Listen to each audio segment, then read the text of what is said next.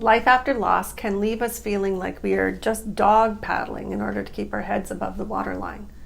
But with grief work and time, there does exist the possibility of a transformative mindset that emerges, a mindset that redefines how we approach living. So today, we are exploring the possibility of growth through grief.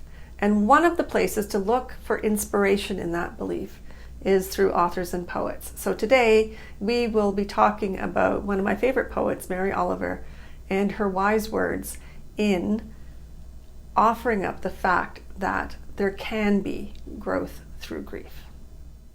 Welcome to Grief Support That Works, where we strive to do grief differently. I'm Jo McRogers, a therapist specializing in grief. I want you to know that I do believe that transformation through and with your grief is possible.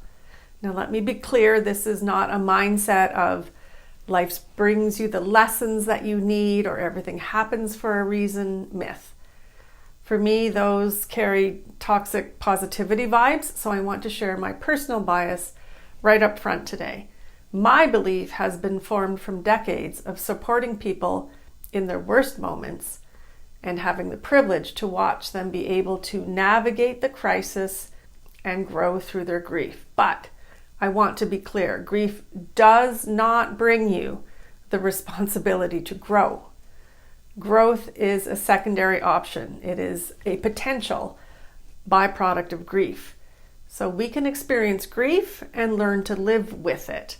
And sometimes we can learn to live with it and just wring out any potential wisdom, new living and life filters, relationships, and decision-making patterns. Personally, this belief keeps me sustained in doing grief work and supporting people in their darkest moments because I know that change can happen. One of the frequent filters that changes for grievers is a renewed perspective of the preciousness of life.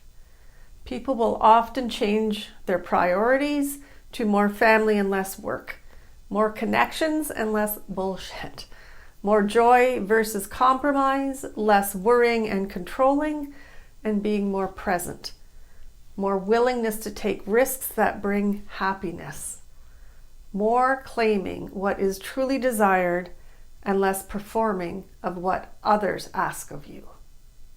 Let me also add that grievers are often surprised at these visceral changes in themselves. But there is no turning back if these filters land in.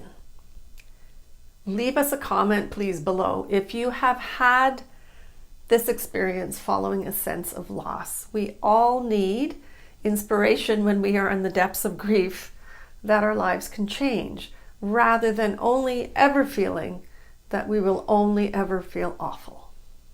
So, as mentioned, the author, Mary Oliver. This is the quote of Mary Oliver's that captures this potentiality so beautifully. And I wanted to share this with you as I've seen so many people change the filters of their life through grief. In the words of the poet Mary Oliver, "When it's over, I want to say all my life I was a bride married to amazement. I was the bridegroom taking the world into my arms. When it is over, I don't want to wonder if I have made of my life something particular and real. I don't want to find myself sighing and frightened or full of argument.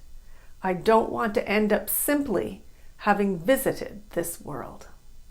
As a grief therapist, I've witnessed many individuals, couples, and families recognizing the preciousness of life through a grief filter.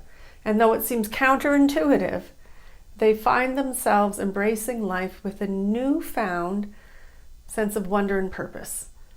Their measurements of living, loving, and a sense of connection change and come to feel so vital. Some refer to it as how they spend their fuck bucks. I call it finding the gift in the garbage. You can have a crisis, or you can have a crisis and in some point look for the potential lived experience wisdom that can then guide your life. Don't waste a good crisis. So, having said this, I am not at a critical, intimate moment of grief myself. So this is easy for me to offer up. But please share your thoughts below. Let us know what inspires you to believe that you can grow with your grief. And as you seek your belief that your grief will change, I send you kind thoughts, kind words, and a kind heart. Please let me know your thoughts. Thank you, and I'll see you again.